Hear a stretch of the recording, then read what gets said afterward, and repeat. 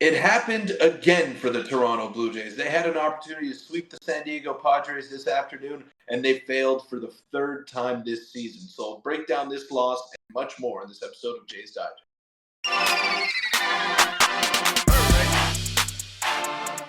What's up, Jays fans? I'm your host, Peter Vryonis, alongside host Nick Gosse. Hope you're all enjoying playoff hockey, playoff basketball going on as well. But the Blue Jays today had an opportunity to sweep their third series of the year, or their third attempt to sweep a series this season, and they couldn't get it done against the San Diego Padres. Look, it's not the end of the world. They're still 8-4 in their last 12 games. They've been playing some really good baseball as of late.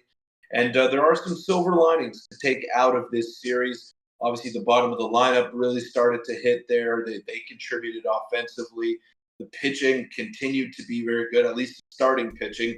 And I don't know if you guys saw Johnny Junta's tweet, but he actually clocked in at 6 feet for the first time in his life officially. So that's another positive that we could take away from this weekend series for the Toronto Blue Jays. But look, Nick. I mean, it is what it is. It's not the end of the world. Still very early in the season. They're picking up results. The AL East is playing incredible baseball all around, and the Blue Jays are staying in the mix despite not necessarily having their best performances every game. So I think that's the positive here. They're playing good baseball. They have a decent record, and they're right there in the mix in terms of the AL East. Yeah, it's their fourth straight series win, so can't be too upset. Obviously, unable to sweep again. Before we're going to do a quick reminder to hit the subscribe button. But, Peter, let's just start with the pitching like we usually do. And, yeah, Chris Bassett was okay today. He was decent, 5 1/3, 6 hits, 3 runs. Struggled a little bit with some of his command there. But, I don't know. It was a weird game today. Completely uncharacteristic of the Blue Jays where the pitching, obviously, it wasn't as good as it should have been. But the defense today was poor. The base running was a little weird. The pitching was bad. What did you take out of it just seemed like such a weird non-2024 Blue Jays game, and they were just talking about it in the broadcast before it ended. These are the games you really want to win if you're the Blue Jays, get the series sweep, but they, as Joe Siddall called, the self-inflicted wounds for the Toronto Blue Jays, and they really hurt themselves, shot themselves in the foot today, and unfortunate because this was a very winnable game, and I thought they had it after the Ernie Clement and David Schneider back-to-back home runs. Yeah, well, it actually should have been a lot worse. They ended up losing 6-3, but luckily they got that double play to get out of a bases loaded jam with one out. The ball that was hit sharply to David Schneider at second base. I mean, you're never going to win a game when you walk the opponent 9 times. That's just not going to happen. And leadoff walks were killer today for the Blue Jays. Trevor Richards walked in a run with the bases loaded. Nate Pearson did the same exact thing a little bit later on in the game. So yeah, you're not going to win too many ball games when you're walking your opponent 9 times. It's that simple. The command today for the pitchers was just not there, Chris Bassett included.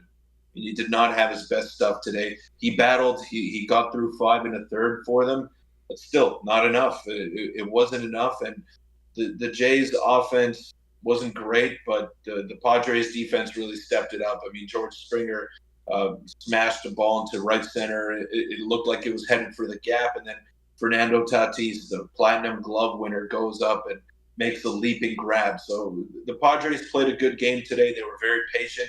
They came up with some good at bats when they needed it most, and the command hitting the 9 hitter with to load up the bases after you have them down 0-2. I mean, Nate Pearson was really struggling to find it, and it sucks because he had great momentum before being sent down, and then they messed with his rhythm, and this was kind of predictable because we've seen it before with Nate Pearson. He pitches very well. He's got great command, and he's unhittable.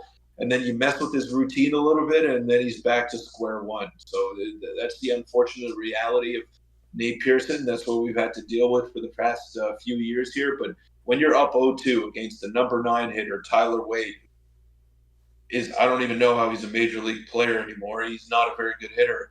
But then you hit him on the foot on a backdoor slider. It doesn't make sense to me how the command was so horrible today. I mean, the Jays needed every bit of their pitching to show up, and it just didn't today. Chalk it up to that. Again, not the end of the world.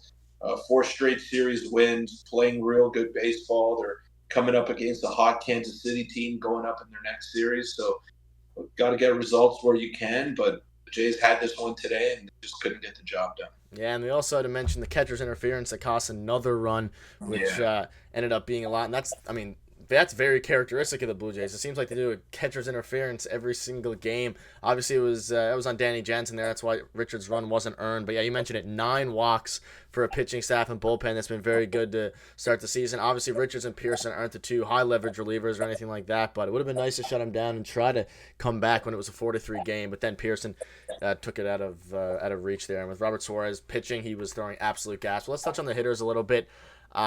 Some good stuff today. We saw the best friends, David Schneider and Ernie Clement, both hit home runs in back-to-back innings. They're looking very good. I mean, I like the lineup today in general. Dalton Varsho hit a double that was interfered with by the Batgirl there, but I don't know. Varsho looks great. Like, there's still positives to take out of this. Danny Jansen's still coming along. Bo looks good, and the top two, Vladdy and George Springer, continue to struggle throughout the entire season, especially George Springer as of late. He looks a little bit lost out there, unfortunately. Yeah, he does. I just don't see any bat speed out of him, and he's not able to pull the baseball. I mean, Joe Musgrove was throwing 91, 92 today. I think he topped out at 94, but I only saw 94 once on the radar gun, and I didn't miss a single pitch of this game. So it's pretty shocking to me how George Springer, a guy who's getting paid so much money. I know he's aging. I know he's not the same player that he was in Houston, but the fall off or the decline for George Springer has been immense here. And we saw it last year. The lack of power just wasn't there. He still ended the year with over 20 home runs, but he played the most games he had in years.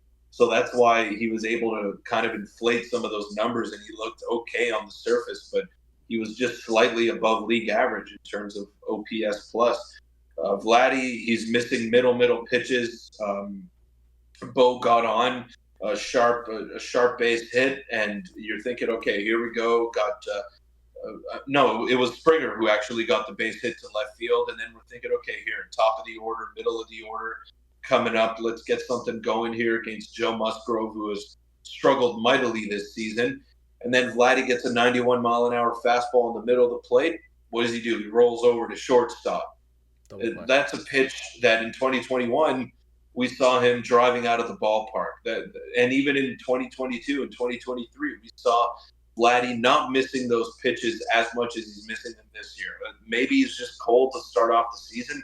Maybe he'll figure it out as the season rolls along, but you cannot be missing those pitches. And same thing with George Springer. He's getting middle-in fastballs, and he's not able to do any damage with them because he's not getting his bat around fast enough. Bat speed just isn't there for the top hitters of the Blue Jays. They're not doing damage on pitches that they should be crushing in the middle of the zone. And I think that's the concerning thing that we could take away from this recent stretch of games. But hey, you're still above 500. You're still right there in the mix for the AL East.